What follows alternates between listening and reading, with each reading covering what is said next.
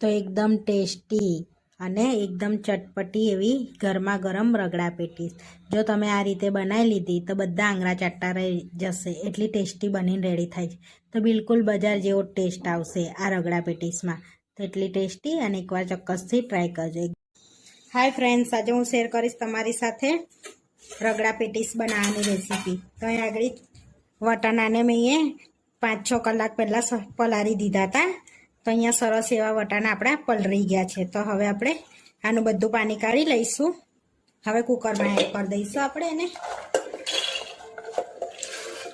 વટાણાને. અહીંયા હવે આપણે કુકરમાં વટાણા લઈ લીધા છે તો 1.5 ગ્લાસ પાણી એડ કરીશું. અહીંયા મેં 1.5 ગ્લાસ પાણી ઉમેર્યું છે. હવે 1 ચમચી મીઠું નાની ઉમેરીશું અને થોડી હળદર ઉમેરીશું. હવે મિક્સ કરી લઈશું આપણે પહેલાં એને. હવે આપણે કુકરને બંધ કરીને 5 થી 6 ધીમા તાપે આપણે વિસલ વગાડી લઈશું. 5 થી 6 વિસલ આપણી વાગી ગઈ છે. તો હવે આપણે વટાણાને ચેક કરી લઈશું. તો વટાણા સરસ આપણા બફાઈ ગયા છે. તે હવે બાઉલમાં કાઢી લઈશું આપણે પહેલાં. તો આપણા વટાણા સરસ એવા બફાઈ ગયા છે. તો આપણે થોડાક ચમચાથી દબાઈ લઈશું. તો સરસ આપણો રગડો રેડી છે, આ રીતનો બાફેલો રગડો. હવે આપણે વઘારી લઈશું રગડાને. હવે રગડો વઘારવા માટે એક પેનમાં આપણે તેલ લઈ લઈશું. તો અહીંયા આગળ 2 મોટી પરી આપણે તેલ લઈશું અને તેલને ગરમ થવા દઈશું. તો આપણું તેલ ગરમ થઈ ગયું છે. તો હવે એની અંદર આપણે 1 ચમચી જીરું એડ કરીશું, નાની થોડી હિંગ એડ કરીશું. હવે આ બધું આપણે તતડવા દઈશું. હવે બધું તતડી ગયું છે. મરચાં અને લસણની પેસ્ટ એડ કરીશું 1 ચમચી અને અડધી ચમચી આદુની પેસ્ટ એડ કરીશું અને અમે શેકી લેવાનું છે બધું પહેલાં. હવે બધું સરસ શેકાઈ ગયું છે. આપણે હવે એની અંદર મસાલો કરીશું. તો થોડી હળદર એડ કરીશું, અડધી ચમચી લાલ મરચું એડ કરીશું, ધાણા જીરું પાવડર એડ કરીશું 1 ચમચી. હવે બધું મિક્સ કરી લઈશું. હવે મસાલા બરે ના ને એના માટે આપણે થોડું પાણી એડ કરીશું અને મિક્સ કરી લઈશું બધું. તો સરસ એવું આપણે મસાલો શેકા દઈશું જેથી તેલ છૂટું પડે ને પછી અંદર રગડો એડ કરી દઈશું આપણે. તો સરસ એવું તેલ છૂટું પડી ગયું છે મસાલામાંથી. હવે રગડો એડ કરી દઈશું આપણે અંદર. હવે મિક્સ કરી લઈશું આપણે પહેલાં. હવે એની અંદર આપણે રગડો પાતળો કરવા માટે અડધો ગ્લાસ પાણી એડ કર્યું છે મેં અહીંયા આગળ. હવે બીજા મસાલા એડ કરીશું આપણે અંદર. સ્વાદ પ્રમાણે મીઠું એડ કરીશું, અડધી ચમચી શેકેલા જીરાનો પાવડર એડ કરીશું, અહીંયા 1 ચમચી ગરમ મસાલો એડ કરીશું અને મિક્સ કરી લઈશું. હવે રગડામાં ચટપટો સ્વાદ દેવા માટે ચાટ મસાલો એડ કરીશું 1 ચમચી. હવે મિક્સ કરી લઈશું આપણે સરસ અને ઉકળવા દઈશું આપણે રગડાને. હવે રગડામાં 1 લીંબુ એડ કરીશું આપણે. અહીંયા રગડામાં મેં અડધું લીંબુ એડ કર્યું છે. હવે તમે એની અંદર ગોળ એડ કરી શકો છો. અહીંયા આગળ મેં ખાંડ અને ગોળ બેઉ નથી એડ કર્યું કારણ કે અમારા ઘરમાં બધાને સ્પાઈસી જોઈએ છે એટલા માટે. હવે રગડાને આપણે 10 મિનિટ ઉકળવા દઈશું. 10 મિનિટ થઈ ગઈ છે. તો સરસ આપણો એવો રગડો ઉકળી ગયો છે. જોઈ શકો છો થીક બી થયો છે આપણો રગડો. તમારે હજુ થીક કરવો હોય તો આની અંદર તમે 1 બટાકું છીણીને એડ કરી શકો છો. સરસ થીક થઈ જશે રગડો. આપણે આટલો જ રાખવાનો છે. હવે એની અંદર આપણે 2 ચમચી ધાણા એડ કરીશું. હવે મિક્સ કરી લઈશું. આપણો રગડો બનીને રેડી થઈ ગયો છે. આપણો રગડો રેડી થઈ ગયો છે.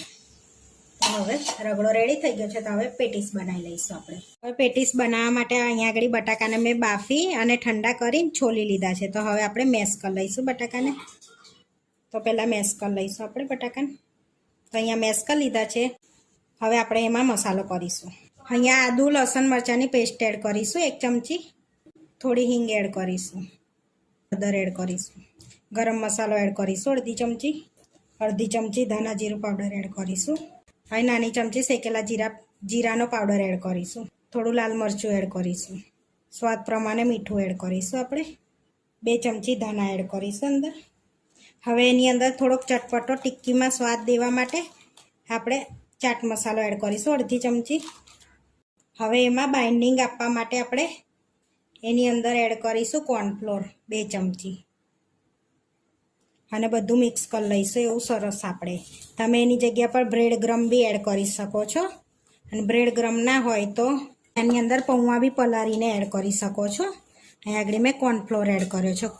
કોર્નફ્લોર હોય તો કોર્નફ્લોર એડ કરવાનો છે. તો સરસ આપણું એવું બાઇન્ડિંગ રેડી થઈ ગયું છે, જોઈ શકો છો.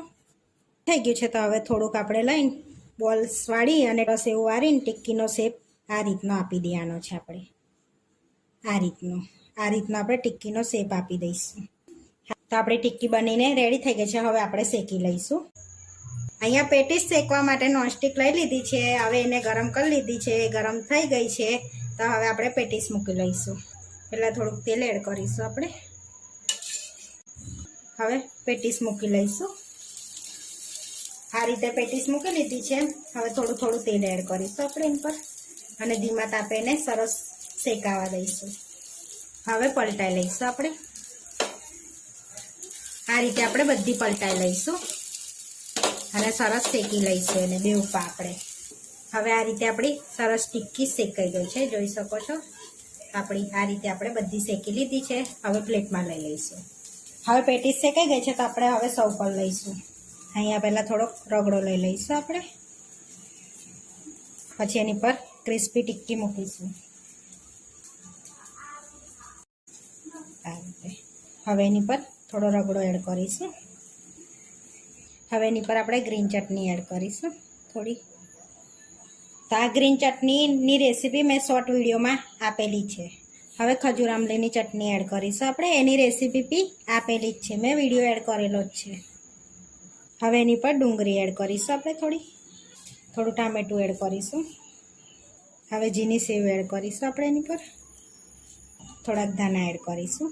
હવે થોડોક ચાટ મસાલો એડ કરીશું આપણે. સ્પ્રિંકલ કરી લઈશું જેથી સ્વાદ સરસ આવે. આપણી રગડા પેટીસ બનીને રેડી થઈ ગઈ છે. આવા વિડીયો જોવા માટે મારી ચેનલને સબસ્ક્રાઈબ કરો, લાઇક કરો અને શેર કરો અને તમે જરૂરથી ટ્રાય કરો. ફરી મળીશું નવા વિડીયોમાં.